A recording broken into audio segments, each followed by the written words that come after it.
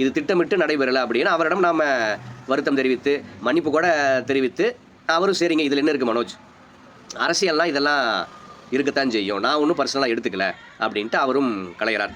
விழுந்து விடாத வீரா மண்டியிடாத மானம். அது ஏன் பாத்ரூம்குள்ளே போய் ஒளிஞ்சுக்கிச்சு, ஏன் பாத்ரூம்குள்ளே போய் மண்டி போட்டுச்சுன்னு நமக்கு தெரியல.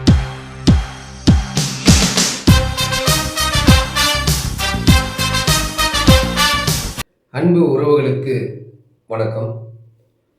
அண்ணன் ஸ்ரீதர் அவர்கள் மீது செருப்பு வீசிய திமுக குத்தடிமை மூத்திரச்செட்டி பாய்ஸ், அந்த மானங்கட்ட அதர்ம மனோஜ் இப்போ ஒரு காணொலி போட்டிருக்கோம். அந்த காணொலியில் நான் எதர்ச்சியாக தான் இது நடந்தது, நான் எதிர்பார்த்தெல்லாம் போகல, இப்படி நாம் தமிழ் கட்சியிலேருந்து வருவாங்க அவங்க மீது நான் தாக்குதல் நடத்தணும் அப்படின்லாம் நான் போகல, எதர்ச்சியாக போனேன், உள்ளே டீ கொடுப்பாங்க ஸ்நாக்ஸ் கொடுப்பாங்க அப்படின்னு சொன்னாங்க. சரி பசிக்கு நாம் எங்கேனாலும் ஓடி போய் எச்சி பொறுக்கிறது தான் நம்மளோட வேலை, அதனால் உள்ளே போகலான்னு போயிட்டேன். போய் பார்த்தா அடடே நம்ம பன்னி அரசு நம்ம இருக்கிறாரு அப்படி இவர்கிட்ட பேசிட்டு போவோமே அப்படின்னு சொல்லி உள்ளே போயிட்டேன்.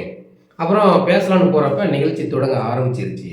அந்த நிகழ்ச்சி தொடங்கிய உடனே சரி நம்மளும் உக்காந்து அவர் அறிவிப்பூர்வமாக பேசுவார், அதெல்லாம் கேட்டுட்டு பன்னீரசு நிகழ்ச்சி முடிஞ்சோன்னா கீழே வருவார், கை கொடுத்து ஒரு செல்ஃபி எடுத்துக்கிட்டு நலன் விசாரிச்சுட்டு வரலான்னு தாங்க நான் உட்காந்துட்டு இருந்தேன். திடீர்னு ஸ்ரீதர் அவருக்கு ஒரு சுற்று வந்தோன்னே அதில் ராமசாமி விமர்சனம் பண்ணோன்னா எனக்கு பொறுமை தாங்கலைங்க, பொங்கி எழுந்துட்டேன், அதனோட செருப்பு தூக்கி வீசிட்டேன் அப்படின்னு ஒரு உருட்டுனா மக்களுக்கு ஒரு விஷயத்தை நம்ம தெளிவுபடுத்தணும்ல. அதாவது எடுத்த உடனே யாரும் உள்ளே போக முடியாது. அப்படி ஒரு தனியார் ஊடகம் ஒரு நிகழ்ச்சி நடத்துதுன்னா உள்ளே போக முடியாது. நீங்கள் முன்கூட்டியே 2 நாளைக்கு முன்னாடியே அந்த ஊடகத்தோட வாட்ஸ்அப் நம்பருக்கு உங்களோட பேர் பதிவு பண்ணணும், உங்கள் அட்ரஸ் அதாவது உங்கள் விலாசத்தெல்லாம் கொடுத்து பதிவு பண்ணணும். அதுக்கப்புறம் அவங்க உங்களை ஓகே பண்ணிடுவாங்க. நீங்கள் உள்ளே போகிறதுக்கு முன்னால் ஒரு புகைப்படமும் ஆதார் கார்டையும் காட்டிட்டு தான் நீங்கள் என்ட்ரி பண்ணி உள்ளே போய் உட்கார முடியும். இதெல்லாம் 2 நாளைக்கு முன்னாடியே செய்யணும். இது 2 நாளைக்கு முன்னாடியே செய்யணும்னா அப்போ நீ வேணும்னு பிளான் போட்டிருக்கிறீங்க. உனக்கு கொஞ்சம் வருமானம் தேவைப்பட்டிருக்கும், அதனால் நீ இந்த வேலையை செஞ்சுட்ட. சரி அதெல்லாம் ஒரு பக்கம் இருக்க, நான் மன்னிப்பு கேட்டுட்டேன், அண்ணன் ஸ்ரீதர்கிட்ட மன்னிப்பு கேட்டுட்டேன், நான் எதிர்பார்க்காம தான் நடந்தது. அதுவும் இல்லாமல் அந்த ஸ்ரீதர் அவர்கள் அவங்களோட ஆள் அதிகம் வரல, ஒரு 2-3 பேர் தான் வந்தாங்க.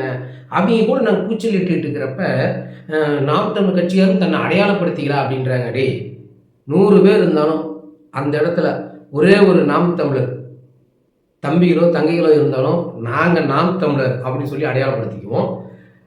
அதனால் உங்களை மாதிரி பண்ணி கூட்டம் கிடையாது, நாங்களாம் புளிங்க, ஒத்தையாக இருந்தாலும் எங்கள் சவுண்டு எப்பயுமே வேறு மாதிரி தான் இருக்கும். ஆனால் இவன் என்ன உருட்டுனான்னா நாங்கள் நிறையா இருந்தோம். எது இந்த ராமசாமி தூக்கி பிடிச்சி சுற்றுற மூத்திரச்சட்டி பாய்ஸ் உள்ளே நிறையா இருந்தாங்களாம். நீங்கள் என்ன வெங்காயத்துக்கு உள்ளே போனீங்கன்னு ஒரு கேள்வி. இன்னொன்று விடுதலை சிறுத்தைகள் கட்சியாரும் கிட்டத்தட்ட 70-80 பேர் இருந்தாங்க. அப்புறம் நாங்களும் இருந்தோம், கிட்டத்தட்ட நாங்கள் 100 பேர்.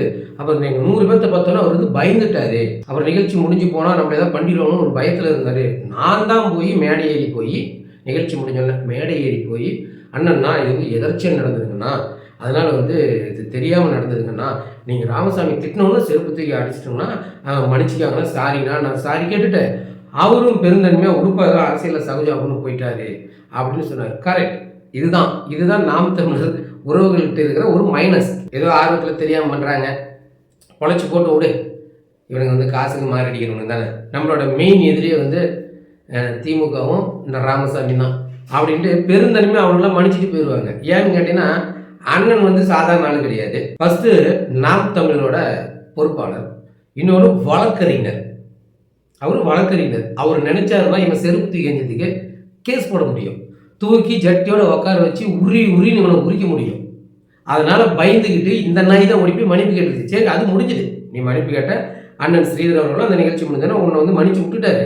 ஆனால் இந்த வீணா போன தண்டை ஒருத்தர் இருப்பான் பாருங்க, புரோக்கரு, இந்த நாய் மைனர் நாய், அந்த நாய் என்ன உருட்டுது. அதர்மா மனோஜ் எந்திரிச்சு அப்படியே மிரட்டின உடனே அவர் பயந்துட்டாரு ஸ்ரீதர். பாத்ரூமில் போய் பூந்தவர் வெளியிலே வரல, அவ்வளோ பயம். டேய் நீங்கள் அடிக்கடி ஒன்று சொல்லுவீங்களே, மண்டியிடாத மானம் விழுந்து விடாத வீரன் எங்கடா போச்சு அப்படின்றான் எச்ச. ஏண்டா அதர்ம மனோஜ் நான் போய் மன்னிப்பு கேட்டுட்டேன் அப்படின்னு அவன் சொல்கிறான். ஒரு கேமரா முன்னாடி உட்காந்துட்டு நீ இந்த வாய் அடிக்கிற, நாங்களாம் யார் தெரியுமா அப்படி இப்படி நாம் தமிழர் அந்த ஸ்ரீதர் பயந்துட்டார் அப்படிங்கிற. டேய் அவர் தாண்டா போனா போச்சேன்னு உங்களை விட்டுட்டு வந்துருக்கிறாரு. அவர் கேஸ் போட்டாருன்னு வச்சுக்க, அவன் ஜட்டியோட தான் உள்ளே உட்காந்துக்கணும். அது ஒரு வழக்கறிஞர் மேலே செருப்பு தூக்கி எறிஞ்சதுக்கு வலுவான கேஸ் போட முடியும். சரி, இதெல்லாம் விடுவோம். இந்த நாய்களுக்கு இதே தான் வேலை. அதாவது இவன் திட்டமிடாமல் உள்ளவன் தான் அப்படின்னு சொல்கிறது பொய்.